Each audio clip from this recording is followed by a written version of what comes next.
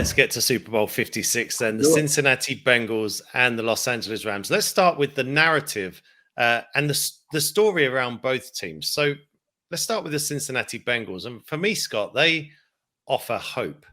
They are exactly the underdog story the NFL loves. 4 wins last year, 5 straight losing seasons, 3 years bottom of their division.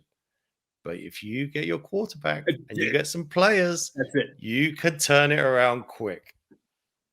And you know what? Everybody tries to swing at some point to mix sports metaphors here. I'll use a baseball or a cricket metaphor.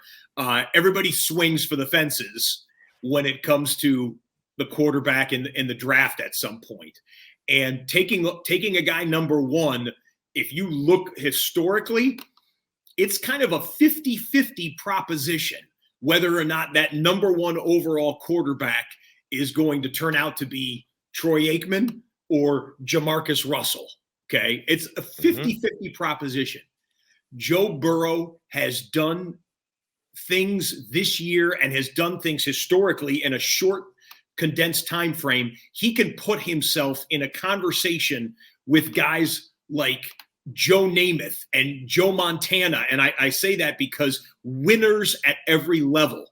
Yep. You know, the only 2 quarterbacks to have won a consensus national college championship in football here in the United States and a Super Bowl championship are Joe Namath and Joe Montana. And neither one of them was a Heisman Trophy winner. Burrow has that on top of it. So he can be the first. He'd be the trifecta. Can you now let's do a little trivia. Can you name the only quarterback to win a consensus national championship? He was the number 1 pick in the draft. He won the Heisman Trophy, and he started in a Super Bowl. The hint is he did not win the Super Bowl the year he did it. And this is since you've been covering the NFL. Oh, there's too many games, too many. I know. Give me another clue.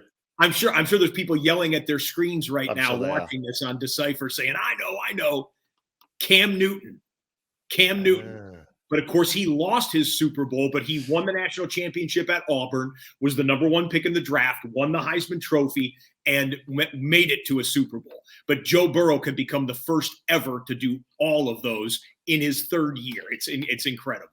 So the narrative, I guess, and the narrative for you kind of touched on the player to watch there in Joe Burrow. We'll talk Jamar Chase in a second. I guess the narrative for the Rams, it's very interesting, the Rams. It's just unique how they do it. Everyone covets the draft and covets these first-round draft picks.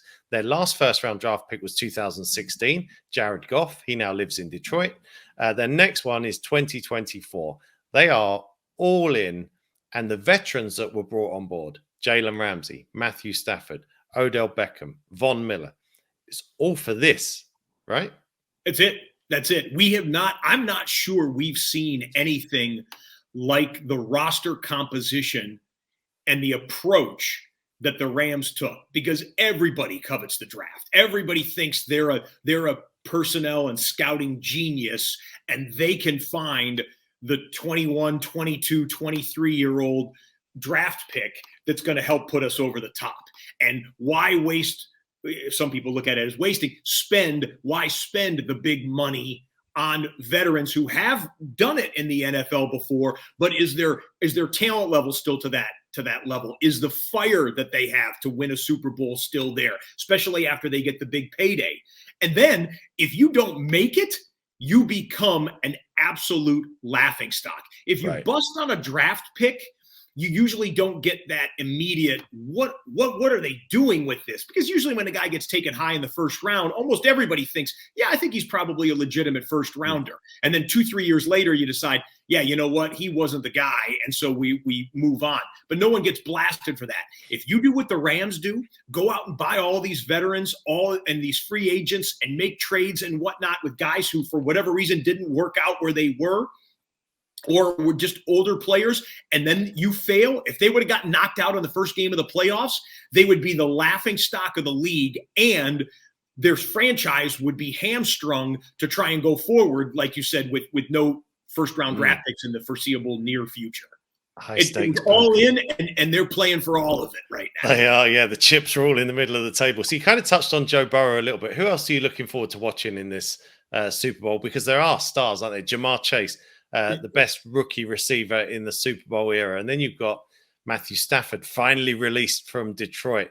You've got Aaron Donald, the best pass rusher in the game. Von Miller looking to be another MVP in the Super Bowl, the last defender to win the MVP.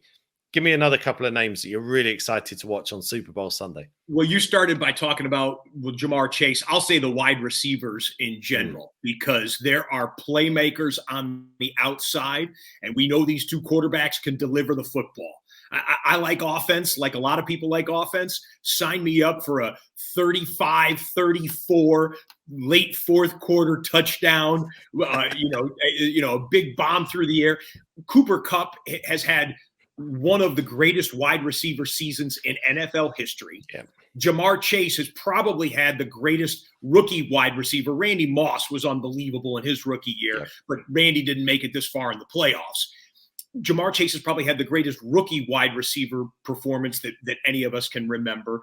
And then Odell Beckham in the last month and a half, 2 months, Odell Beckham has proven to be, as the number 2 option there, what we thought Odell Beckham could be in Cleveland. He looks like Odell. He looks like Odell. That's the best thing you can say. In the game, he sees things. He knows where to go. Stafford can deliver him the football, and you can't rotate a defense to him the way that they used to be able to do in his New York Giants days or in his early Cleveland Brown days. You have to focus on Cooper Kupp when you're facing that attack, and Odell's like, bring it on.